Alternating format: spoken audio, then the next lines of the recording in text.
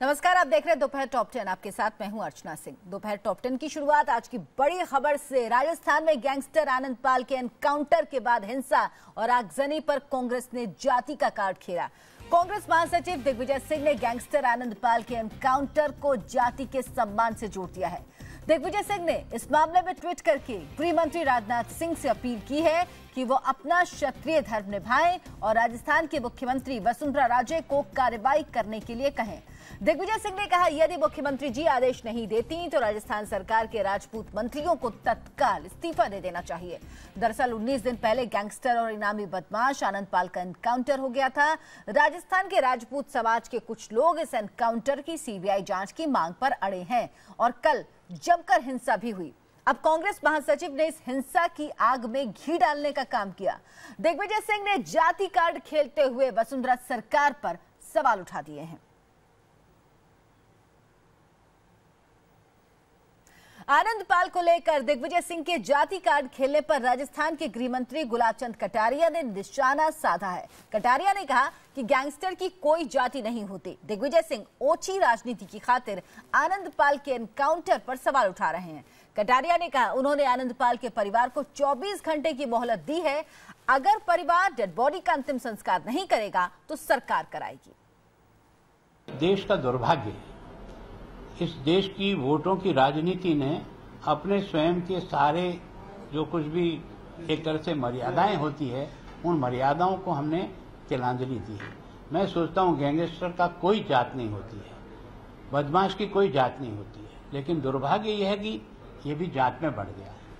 मैं सोचता हूं कि कोई भी राजस्थान का आदमी ये कह दे कि आनंद पाल को पकड़ने में जो मेरे को 21 महीना लगा और जो मेरी फोर्स का जितना समय बर्बाद हुआ, जितना पैसा बर्बाद हुआ, क्या मुझे ये कार्रवाई करनी थी या मुझे उनको खुला छोड़ करके आ जाना था? राजस्थान की 7 करोड़ जनता अगर मुझे ये कहे कि इसको छोड़ कर आ जाना था, मुझे जो ड्यूटी दी थी उस ड्यूटी से मेरी पुलिस ने उसको काम को किया। मैं उस पुलिस के साथ आज भी खड़ा हूं, कल भी खड़ा रहूंगा। जैसे कानून की अवहेलना करी और जिस विश्वास से उन्होंने हमसे परमिशन ली कि हम ये केवल श्रद्धांजलि सभा करेंगे, उनके सारे लीडर्स ने लिख करके हमको दे रखा है, उसके बाद जिस प्रकार का बर्ताव किया है, इसके बाद मैं सोचता हूं किसी प्रकार की रियायत की कोई गुंजाइश नहीं है। जो भी जितने अपराध किया उसके खिलाफ केस दर्ज करेंगे और केस की कार्रवाई करेंगे। परिवार को समझाइश कर रहे हैं कि वो स्वयं इसका जो है दाह संस्कार कर दे, और अगर वो नहीं करेगा 24 घंटे की समय सीमा निकलने के बाद फिर सरकार उसकी दाह क्रिया को करने में अपने आप में आगे बढ़ेगी। आनंद पाल के एनकाउंटर के विरोध में राजस्थान के नागौर जिले में तनाव फैला हुआ है। हिंसा में एक की मौत भी हो गई है। जाति के नाम पर ऐसी आग लगी है जिसे बुझाना सरकार के लिए आसान नहीं होगा। गैंगस्टर आनंद पाल के एनकाउंटर के विरोध में राजस्थान में राजपूत समाज सड़क पर उतर गया है। हिंसा रोकने के लिए आनंद पाल के गांव सांवरान में कर्फ्यू लगा दिया गया है। पूरे नागौर जिले में धारा 144 लागू है और इंटरनेट सेवा ठप कर दी गई है। 19 दिन पहले हुए एनकाउंटर में हुई मौत के बावजूद आनंद पाल का अंतिम संस्कार नहीं हुआ है और डेड बॉडी फ्रीजर में रखी गई है। सड़कों पर आगजनी, पथराव, पुलिस की गाड़ियों में तोड़फोड़ और रेलवे स्टेशन पर हमले की तस्वीर उस वक्त की है जब 50,000 लोगों का हुजूम पुलिस एनकाउंटर में ढेर गैंगस्टर आनंद पाल को श्रद्धांजलि देने जमा हुआ था। भीड़ को देख राजपूत समाज के नेताओं ने भड़काऊ भाषण देना शुरू कर दिया और हालात बेकाबू हो गए। हिंसक झड़प में एक प्रदर्शनकारी की मौत हो गई और कई लोग घायल हो गए। करीब 1.5 साल तक फरार रहने के बाद पुलिस ने कुख्यात गैंगस्टर आनंद पाल सिंह को 24 जून को एनकाउंटर में ढेर कर दिया था, लेकिन उसके घर वाले मुठभेड़ पर सवाल उठा रहे हैं।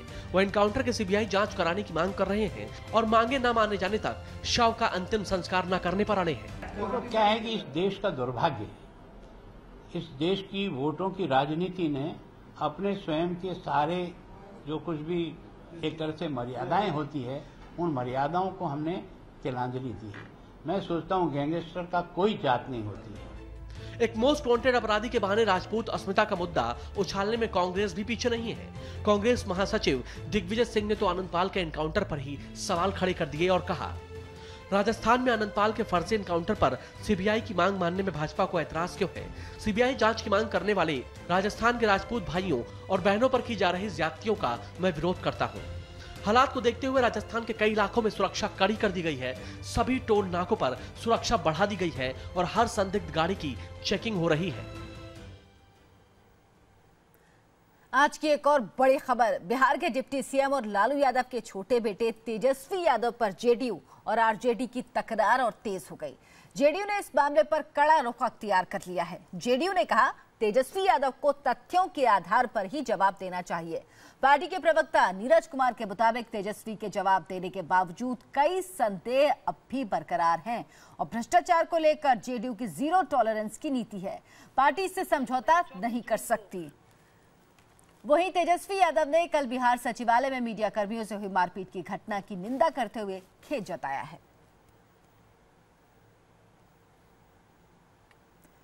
तेजस्वी यादव के इस्तीफे को लेकर जेडीयू सख्त हो गई है, तो वहीं आरजेडी ने कहा कि बिहार में महागठबंधन अटूट है। आरजेडी के नेता लेकिन ये साफ तौर पे कह रहे हैं कि इस्तीफा देने की जरूरत नहीं है। इस्तीफा क्यों दें तेजस्वी यादव? तेजस्वी ने बड़ा अच्छा काम किया है। भैया आज का ये मामला नहीं है ना, जिस संदर्भ को उठाया गया है, आप जनप्रतिनिधि हैं, आपने इलेक्शन में एफिडेविट फाइल किया है, सारे तथ्य हैं और तथ्यों के साथ सीबीआई ने व्यक्तिगत एफआईआर दर्ज किया है।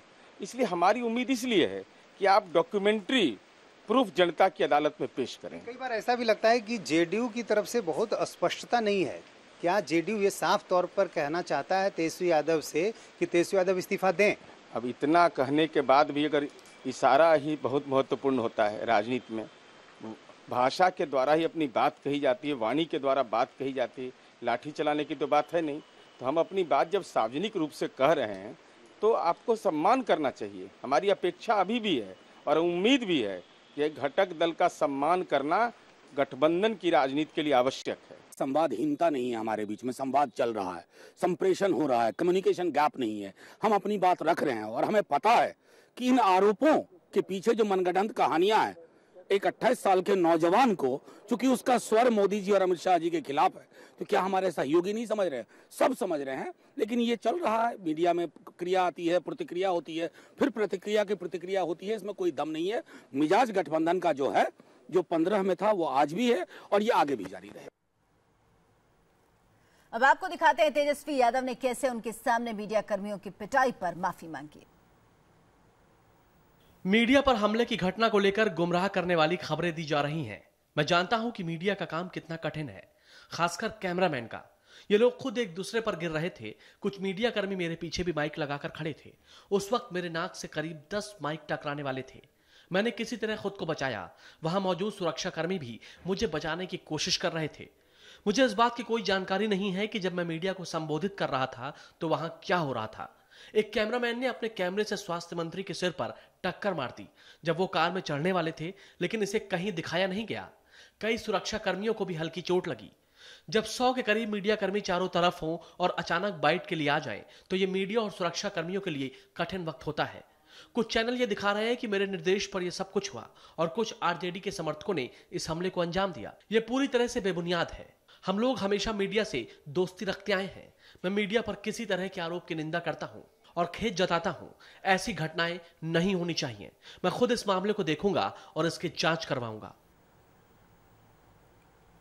गोरक्षा के नाम पर गुंडागर्दी की आज फिर तस्वीर आई। प्रधानमंत्री मोदी बार बार गोरक्षा के नाम पर कानून हाथ में ना लेने की अपील करते हैं, लेकिन गोरक्षक गुंडे हैं कि मानते नहीं।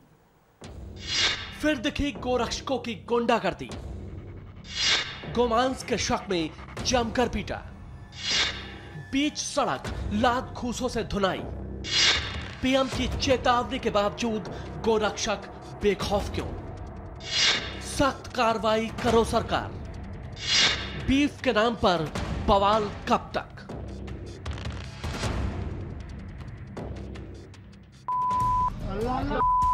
गोरक्षा के नाम पर एक बार फिर 20 सड़क गुंडागर्दी हुई। सड़क पर लात घूसों की बौछार हुई और जमीन पर पटक पटक कर पीटा गया।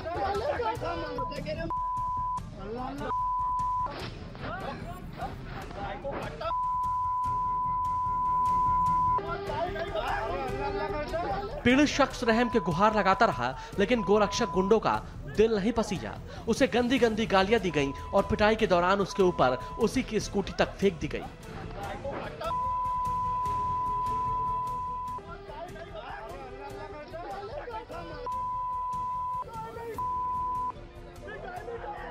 सलीम इस्माइल शाह नाम का एक शख्स अपनी स्कूटी से मांस लेकर जा रहा था। नागपुर के भारसिंगी गांव के पास कथित गोरक्षकों ने उसे पकड़ लिया। उस पर गोमांस ले जाने का आरोप लगाकर गोरक्षक गुंडों ने उसकी पिटाई शुरू कर दी। सलीम इस्माइल शाह को गोरक्षक गुंडे तब तक पीटते रहे जब तक कि वो बुरी तरह घायल नहीं हो गया। मैं पुलिस स्टेशन में बोले मेरे को इन लोगों ने मारे, बोले मेरे आंख में से खून निकल रहा, बोले मैं बेहोश हो गया बोले। तो पुलिस वालों ने मेरे को जाड़खेड़े में लाए, बोले उन्होंने सरकारी हॉस्पिटल में लेके गए, बोले फिर उन्होंने मेवा का लिख के दिए तो हमने मेवा मिला। उनको अंदर से घाव है सर, वो सीने में है और वो पाँव में और कान के पीछे। कितने लोग थे पिटाई करने वाले उन्होंने बताया? सर वो 6-7 जने थे बोलते। 4 लोगों को देखा उन्होंने, 4 लोगों के चेहरे पहचान में है बोले, बाकी का होश ही नहीं था बोले। फिर पहाड़ी पे कार्यक्रम था मस्जिद वाले कमेटी का, तो कल का कार्यक्रम था शाम का, तो उन लोग बोले भैया बोले आप जा रहे बोले कपास बेचने, तो उधर से बोले वो ला लेना बोले। तो ये गोमांस था या फिर मटन था? दूसरा मटन था सर, वो गोमांस नहीं था। गोमांस नहीं था। अभी आपकी क्या मांग है? 4 लोगों को कहा जा रहा है कि हिरासत में लिया गया, मामला दर्ज किया गया, आपकी क्या मांग है इस समय? हमारी वही मांग है सर, उनको सजा मिलने होना।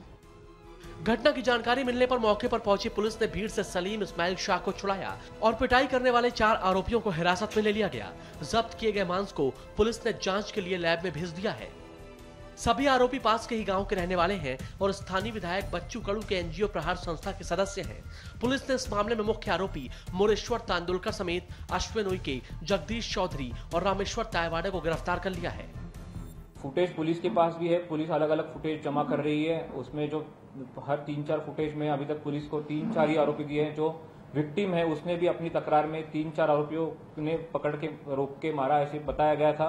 उस हिसाब से आरोपियों को निष्पन्न किया, उनको अरेस्ट हो गई है। गोरक्षकों की गुंडागर्दी की इस तस्वीर से कई सवाल उठ रहे हैं। गोरक्षकों के हमले का शिकार हुए सलीम ने कहा वो लंबे वक्त से बीजेपी से जुड़ा है। सलीम ने आज अपने साथ हुए जुल्म की कहानी सुनाई। ये तुअर, चना, सोयाबीन, कपास वगैरह खरीदी करता हूँ। इससे पहले मैं ओरिएंटल का काम करता था इंश्योरेंस का। जो कंपनी बंद हो गई तो मैं ये कपास, तुअर, चना खरीदी करके अपने बाल बच्चों को पालता हूँ। और पार्टी के अंदर में कम से कम 12 साल का काम कर रहा हूँ। कौन सी पार्टी? भारतीय जनता पार्टी। क्या है आप उसमें? मैं उसके अंदर में अल्पसंख्यक सेल का अध्यक्ष था, अभी महामंत्री हूँ फिलहाल। कहाँ के? काटोल तालुका। उस गाड़ी में आपका मांस जो था वो कोई गौ मांस नहीं था? गौ मांस नहीं, ढोर का मटन था। अमरनाथ हमले को लेकर प्रधानमंत्री नरेंद्र मोदी पर राहुल गांधी के वार पर केंद्रीय मंत्री स्मृति ईरानी ने पलटवार किया। स्मृति ईरानी ने कहा कि कश्मीर की समस्या नेहरू गांधी परिवार की देन है।